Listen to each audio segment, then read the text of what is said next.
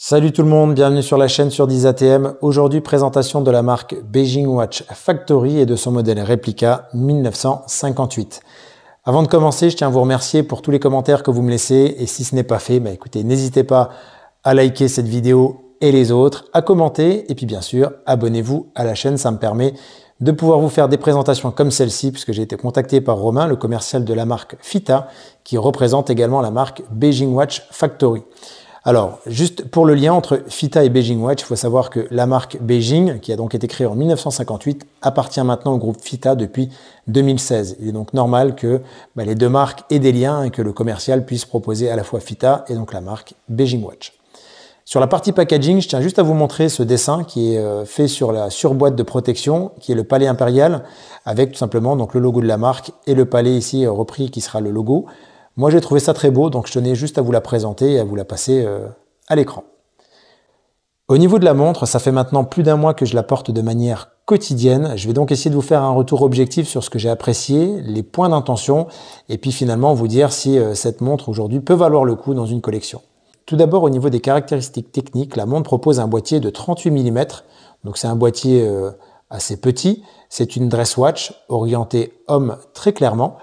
On est sur un corne à corne de 46 mm et une épaisseur de 10,6 mm mesurée à mon niveau. Alors l'épaisseur, elle est portée par ce verre en acrylique. Comme vous pouvez le voir, c'est un verre bombé. Mais j'aime beaucoup cette partie domée finalement, ou cette partie bombée, parce que ça vient jouer avec les index, avec les chemins de fer en les déformant, comme le faisaient finalement les verres sur les montres vintage.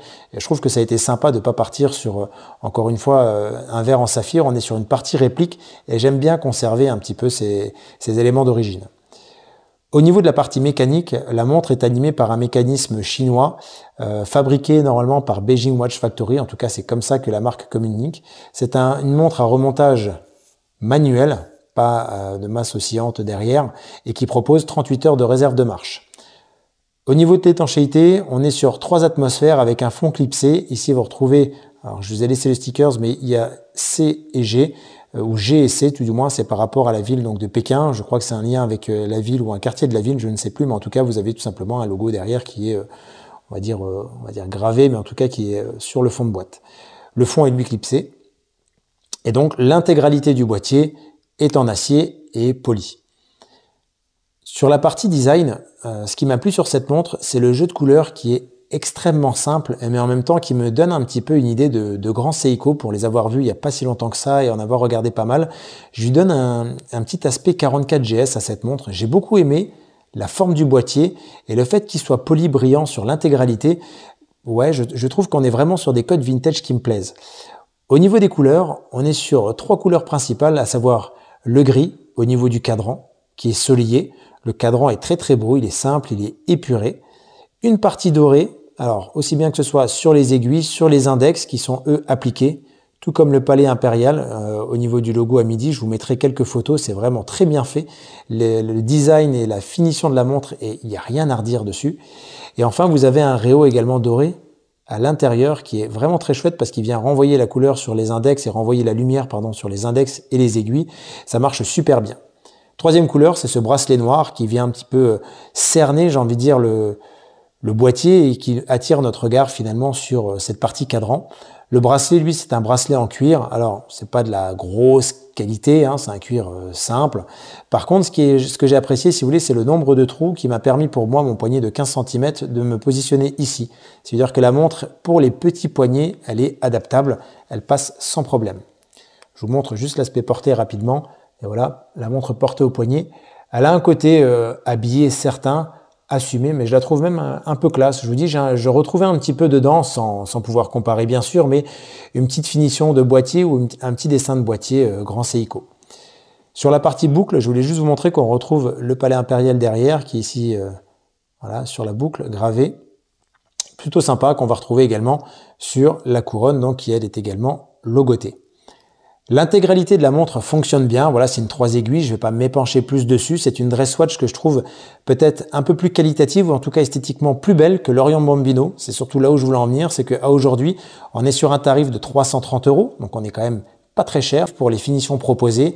Et encore une fois, on est sur une marque chinoise réputée, qu'on ne connaît malheureusement pas ou pas assez en Europe, mais les produits, et je peux vous assurer que la finition est top. Si je devais par contre vous donner 2 points d'attention sur lesquels voilà, j'étais un petit peu sceptique, je me dis c'est un petit peu dommage. Le premier, ce serait au niveau des pompes et du bracelet. La montre n'est pas pourvue de pompe rapide et le bracelet étant extrêmement bien ajusté, ce qui est une bonne chose, vous n'avez pas un accès facile à la pompe. Donc si vous décidez de le changer, eh ben, armez-vous de patience et surtout de bons outils parce que si vous râpez, c'est sûr que vous allez forcément réveiller le boîtier. Deuxième point qui m'a un petit peu déplu, c'est au niveau de la date. Comme vous pouvez voir, il n'y a pas de problème, ça change. Par contre, c'est au niveau de la typographie. Vous allez voir là, on est sur 7, 8, 9, 10. On va monter jusqu'à 20. Et en fait, à un moment donné, les chiffres changent et j'ai pas compris pourquoi. Regardez, 19, 20, ça devient petit. 21, on repasse sur, sur des chiffres encore à nouveau plus gros. 22, à nouveau petit. La même chose à 30 et 31. Alors, c'est pas grave en soi, mais je tenais à vous le souligner pour quelqu'un qui viendrait acheter la montre et se dise, tiens, qu'est-ce qui se passe sur cette montre? Est-ce que c'est bizarre? Moi, j'ai souligné le point et je l'ai également soulevé à Romain de chez Fita pour qu'il fasse remonter parce que j'estime que même si c'est une montre à 330 €, c'est quand même pas compliqué d'avoir la même écriture sur l'intégralité du dateur. Voilà en tout cas pour moi, la montre est extrêmement sympa, très bien finie, j'insiste, j'ai rien eu à souligner. Petit point d'attention quand même sur la partie verre, parce qu'on n'est pas sur un verre saphir, il faut faire attention quand même. Mais la montre est très classieuse, porte bien. Et pour une montre du quotidien, quelqu'un qui souhaite avoir une montre habillée à moins de 400 €, concurrente de Lorian Bambino, écoutez, cette Beijing Watch Factory 1958 peut être un excellent choix. N'hésitez pas à liker la vidéo, commenter encore une fois, n'hésitez pas, je suis là pour échanger avec vous, ça me fait plaisir. Et puis bien sûr, si ce n'est pas fait, abonnez-vous et à très bientôt pour une prochaine vidéo. Salut!